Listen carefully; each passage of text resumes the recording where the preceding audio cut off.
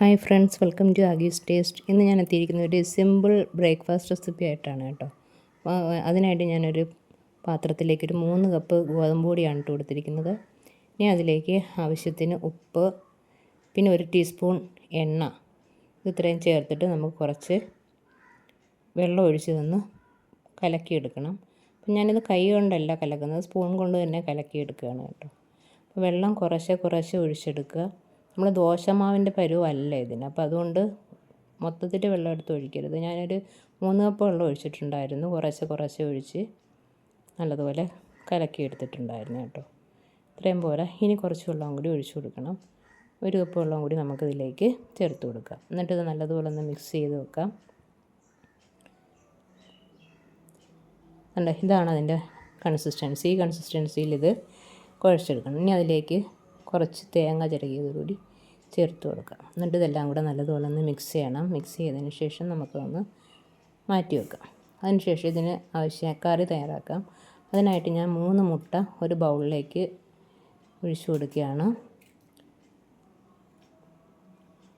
ഇനി ഇതിലേക്ക് ആവശ്യത്തിന് ഉപ്പും 1/2 ടീസ്പൂൺ കുരുമുളക് പൊടിയും ചേർത്ത് നമുക്കിതിനെ ഒന്ന് ബീറ്റ് ചെയ്തെടുക്കാം. നല്ലതുപോലെ ഒന്ന് ബീറ്റ് ചെയ്തെടുക്കണം. കുരുമുളക് പൊടിയും ഉപ്പും എല്ലാം മുട്ടയിൽ നല്ലതുപോലെ പിടിക്കണം കേട്ടോ. അപ്പോൾ ആ രീതിയിൽ നല്ലതുപോലെ ഒന്ന് മിക്സ് ചെയ്ത് നമുക്ക് ഇതങ്ങോട്ട് മാറ്റി വെക്കാം.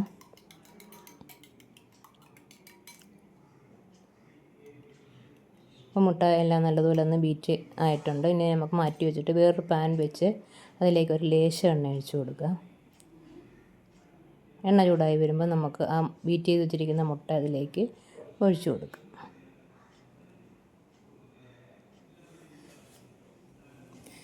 മുട്ട ഒഴിച്ചിട്ട് ഉടനെ തന്നെ ഇത് നമ്മൾ ഇളക്കാൻ പാടില്ല കേട്ടോ. 1 മിനിറ്റ് അങ്ങനെ വെച്ചിട്ട് പിന്നീട് വേണം ഇത് ഇളക്കിയെടുക്കാനായിട്ട്. കാരണം ഒരുപാടങ്ങ് പൊടിയായിട്ട് പൊടിഞ്ഞു കൊണ്ട കാര്യമില്ല. ചെറിയ കഷ്ണങ്ങളായിട്ട് കിട്ടണം നമുക്ക് കറിയിലിടാൻ നേരം. ഇടയ്ക്ക് ചവയ്ക്കാനായിട്ട് കിട്ടണമല്ലോ. അതുകൊണ്ട് ചെറിയ കഷ്ണങ്ങളായിട്ട് ഇത് സ്പാച്ചില വെച്ച് തന്നെ നമുക്ക് മുറിച്ചെടുക്കാം.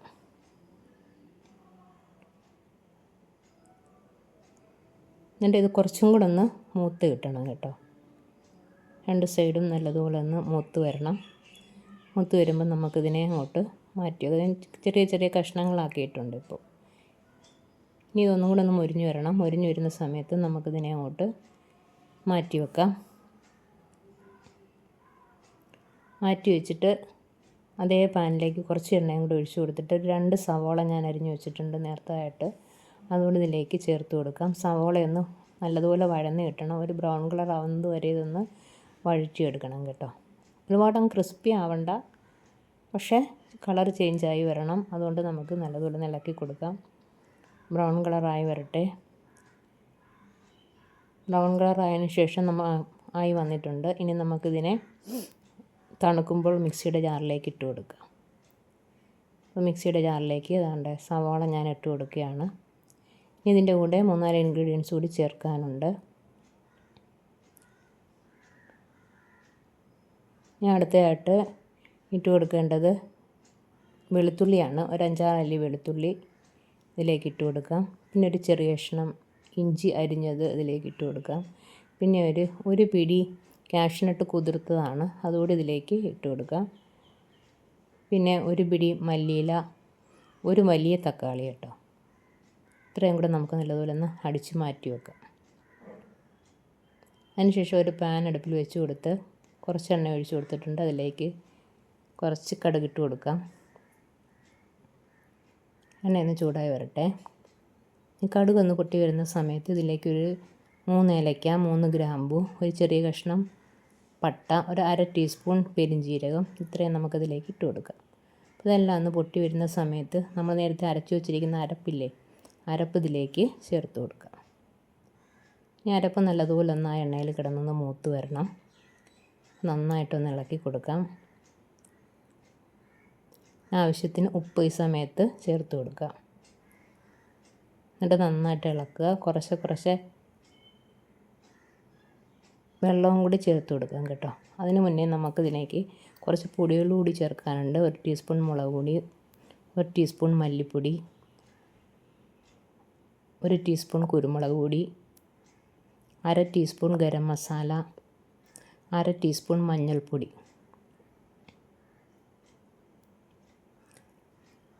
ഇത്രയും ചേർത്തിട്ട് നമുക്ക് നന്നായിട്ടൊന്ന് മിക്സ് ചെയ്യാം. മിക്സ് ചെയ്തതിന് ശേഷം കുറേശ്ശെ വെള്ളം ഒഴിച്ച് അത് നല്ലതുപോലെ ഒന്ന് മൂപ്പിച്ചെടുക്കുക. അരപ്പെല്ലാം ഒന്ന് നല്ലതുപോലെ മൂത്ത് വരട്ടെ. മൂത്ത് വന്നതിന് ശേഷം നമുക്ക് ആവശ്യത്തിനുള്ള വെള്ളം ചേർത്ത് കൊടുക്കുക. നമ്മുടെ കറിക്ക് ആവശ്യമായ വെള്ളം കൂടി ചേർത്ത് നല്ലതുപോലെ ഒന്ന് തിളപ്പിക്കണം.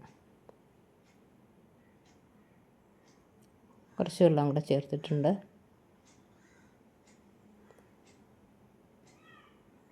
ഒന്ന് ഇളക്കി കുറച്ചും കൂടെ ഞാൻ നേരത്തെ വെള്ളം ഒഴിച്ചിട്ടുണ്ട് കേട്ടോ. നേർപ്പിക്കാനായിട്ട് കുറച്ച് വെള്ളം കൂടെ ഒഴിച്ചിട്ടുണ്ട്. ഇനി നമുക്കിതൊന്ന് അടച്ചു വെച്ച് കൊടുക്കാം.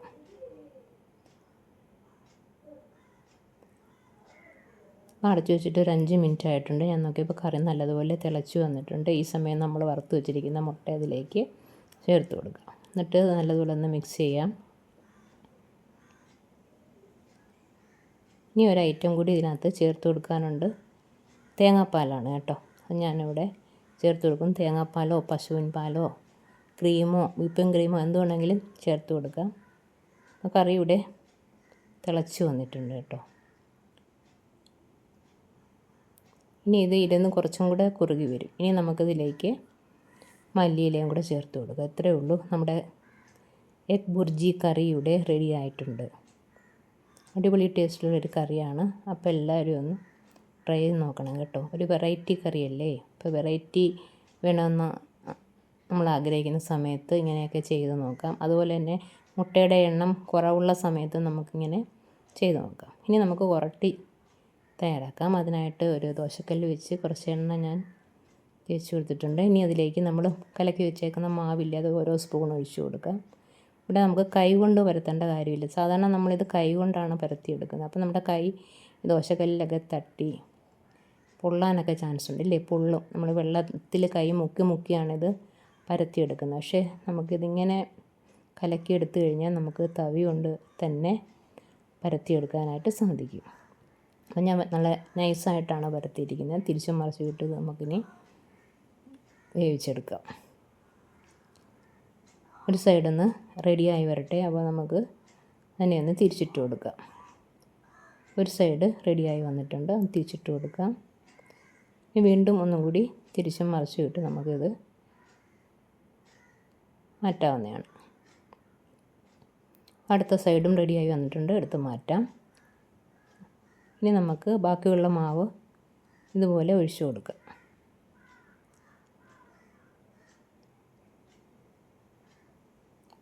ഇതേപോലെ തന്നെ നമുക്ക് സ്പൂൺ കൊണ്ട് തന്നെ അതിനെ നിരത്തിയെടുക്കാം. നിരത്തിയെടുത്ത് പെട്ടെന്ന് തയ്യാറാക്കിയെടുക്കാം. അപ്പോൾ നമുക്ക് സമയമില്ലാത്ത സമയങ്ങളിൽ പെട്ടെന്ന് അരിയൊക്കെ അരയ്ക്കാനോ ഒക്കെ മറന്നുപോയ സമയങ്ങളിലൊക്കെ നമുക്ക് ഗോതമ്പ് പൊടി വെച്ച് പെട്ടെന്ന് ഇത് ഉണ്ടാക്കിയെടുക്കാനായിട്ട് സാധിക്കും. കൈ കൊണ്ട് കുഴയ്ക്കുകയോ കൈ കൊണ്ട് പരത്തുകയോ ഒന്നും വേണ്ട. സ്പൂൺ കൊണ്ട് തന്നെ കലക്കിയെടുത്തിട്ട് നമുക്ക് സ്പൂൺ കൊണ്ട് തന്നെ നിരത്തിയെടുക്കാം. ഇവിടെ നമ്മുടെ ഉരട്ടിയെല്ലാം റെഡി ആയിട്ടുണ്ട്. നല്ല സോഫ്റ്റാണ്, കണ്ടാലറിയാമല്ലോ. നല്ല സോഫ്റ്റായിട്ടുള്ള ഉരട്ടിയാണ്.